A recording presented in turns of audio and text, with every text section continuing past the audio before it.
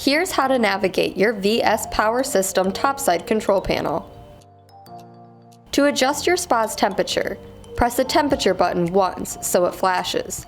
Then press it repeatedly to the desired temperature.